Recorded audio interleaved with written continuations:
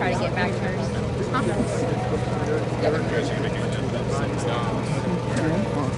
Right. Are we ready? I'm Congresswoman Terri Sewell. I proudly represent Alabama's 7th Congressional District, and I am just so excited for one more time to be on this bridge welcoming Faith in Politics Institute.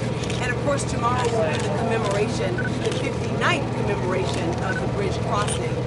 You know, it's an opportunity for us to remember, for us to reflect, and for us to recommit ourselves. We remember what took place on this bridge. We reflect on why that happened. And we rededicate ourselves to making sure that it never happens again. And so I'm just thrilled to be here with 11 members of Congress. In fact, I have one, the chair of the Congressional Black Caucus, Stephen Horsford from Nevada. Do you want to talk about what this experience means to you? Well, first, I'm Congressman Stephen Horsford from Nevada's 4th District. I'm honored to serve as chair of the Congressional Black Caucus and to be here with my dear friend and colleague, Congresswoman Terri Sewell, again to commemorate, to honor Bloody Sunday, this the 59th year. But it's not only what happened 59 years ago this Sunday, March 7th. It is what is happening right now around our rights, our freedoms, and our opportunities. And for me, this is an opportunity to not only reflect on the progress that we've made, but also the challenges that we still have yet in front of us. I want to commend Congresswoman Terri Sewell for leading the work in Congress on behalf of the Congressional Black Caucus for the John R. Lewis Voting Rights Enhancement Act. This is the reauthorization of voting rights so that we can have the protections that we need. But we also need protections around economic injustice.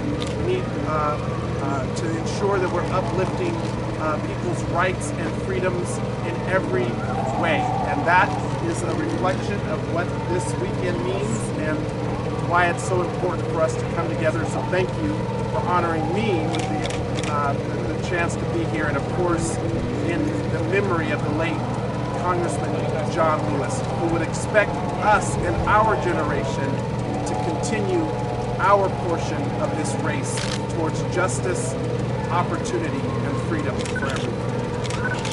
So we've been joined by our mayor. Yes, Mayor, it's good to see you. So I just wanted to say that every year people come to Selma to commemorate what happened here. But we have to remember that Selma is a town of 19,000 people, that real people live here, work here, they dream here. I'm proud to have grown up here in Selma, and I think it's understanding the importance that this wonderful town has in history that makes anyone who grows up here strive to be a public servant and to provide public service. And so, you know, we're back here one more year, but I think that every year is an opportunity for us to rededicate ourselves, to commit ourselves to the cause for which those freedom fighters and those foot soldiers really marched for and died for. And so, once again, I want to welcome Faith in Politics Institute, as well as really welcome the world back to my hometown one more time for 59 years. So,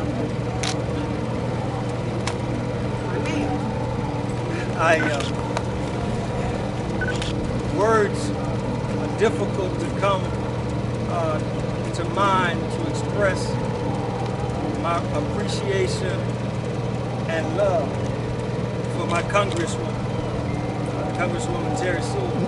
She has been an excellent public partner in helping us getting the resources that we need from Washington into our community.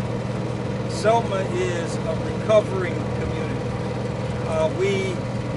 Just in 2020, we were recovering from Hurricane Zeta.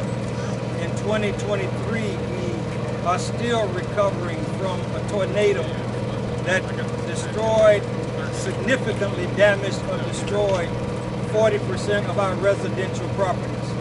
We are a recovering, resilient community. But it takes a lot of people doing a lot of work to get this work done. And it's the public-private partnerships that are established through the Faith and Politics Delegation coming into our community that really works for us. I had the privilege of asking the Faith and Politics Delegation on 2 years ago. I asked them a question, Congresswoman. I said, why do you come to Selma? And I got an explanation. And the explanation is they come for the energy.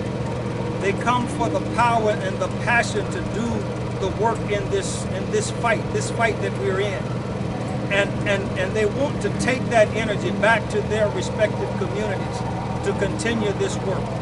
Well, when they said that to me, I got it. Because at that point and from that day forward, my goal has been to make certain that they get all of the energy, all of the passion of this fight that Selma can muster up. And we want to share that with the world because it is so important that this fight continues, that we don't run out of energy, that we don't run out of passion. And now that we have given of ourselves, and we do that willingly, I don't want anyone to think that Selma is anxious or disappointed about people coming to visit with us to get that energy. We are excited about it and we welcome it. But the only thing we ask in return is that when I come to Washington, give me some of your time so that I can talk about the finances that we need for our community. Give me some of your energy with your staff to help us navigate those things we need to navigate in Washington and in Montgomery. And I can tell you firsthand that this Congresswoman has done just that. The relationships that she's plowed forward, she's plowed some tough ground, and she's done some great work. And so I'm just here to say thank you. I'm here to say thank you for all the work that you continue to do for our community and for our people.